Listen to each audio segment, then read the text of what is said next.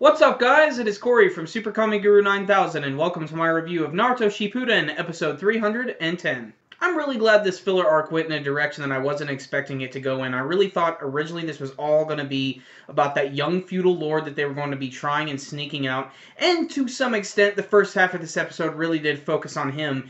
And essentially what you're going to get in the first half of this episode is the Prince and the Pauper, starring Naruto's characters. If you remember from last week's episode, Naruto had switched places with this guy, and it's only a matter of time before he's caught. And basically we get to see what the other gets to do when they're in the other's shoes. We get to see the young kid is getting to relax a little bit more. They get to hang out at all these different restaurants and everything. Naruto, on the other hand, is having a much harder time, seeing as how he's having to deal with the fact that he's being watched by this really crazy samurai by the name of Tatewaki.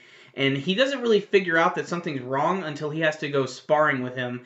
And since this guy's a samurai, he's pretty much able to tell that this guy is, definitely no one normal. And he can see that he's flipping all over the place, and that's when he realizes, wait a minute, this isn't the young lord at all. And this is when we find out that it's actually Naruto, and then he starts to run away again. But really, the biggest part of this episode was probably the introduction of Deidara and Sasori when they came to this city, and essentially they're getting ready to just destroy and waste the place. And at first it makes it seem like Deidara is going to be the one to actually do something, and no, he doesn't do anything at all. He throws a few bombs down, but that doesn't really amount to much. But then all of a sudden Sasori interrupts him. He's like, hold on, let me attack.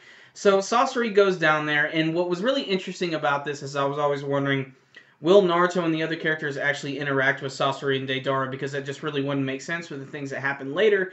And no, they actually don't. In fact, they really just have to deal with their puppets here, and they don't even really encounter them at all. It's really Tatewaki's story in this one. And there is some pretty decent action towards the end. You get to see him fighting against all the different puppets.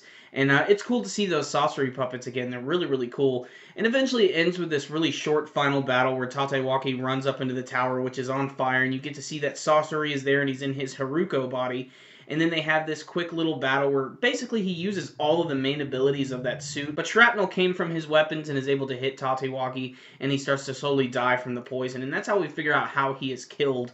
And there is actually a pretty cool connection here. It kind of makes sense why Kabuto would have access to, information about Tatewaki. And that could be because of Sasori himself, because apparently they were informants back in the day and everything. So that does kind of work there. But really, at the end of the day, this was really Tatewaki's story, and they even confirm that even more when they go back to the actual war. And we get to see that question he was asking, whatever happened to the feudal lord and the princess? And, of course, they pretty much got taken back to their country. That's the end of their story. No development for them. This is really all about the samurai in this one. And it was okay. I mean, the animation was pretty good, and it was much better than last week's episode, which was just a big eating contest.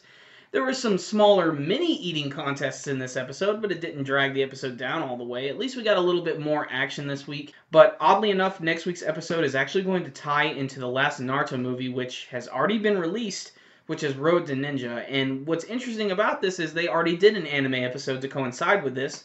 Apparently this anime episode is going to be what happens the night before that actually happens, so whatever. The timing of it seems a little strange, and, it's pretty obvious here. They're just trying to build up time a little bit more before they get to the other stuff that's going to be happening in the war. So join me, guys, because I know in the next month we're going to have a ton more fillers to slog through, so hopefully they'll have some really interesting things to show us. I am looking forward to them. So that's the end of this review. I'm probably going to give this episode a 7 out of 10, just sort of middle of the road. It wasn't awful, but it was still entertaining. But at the end of the day, you can skip it if you want to. So if you guys did watch this episode, how did you feel about it? You can let me know with your comments below.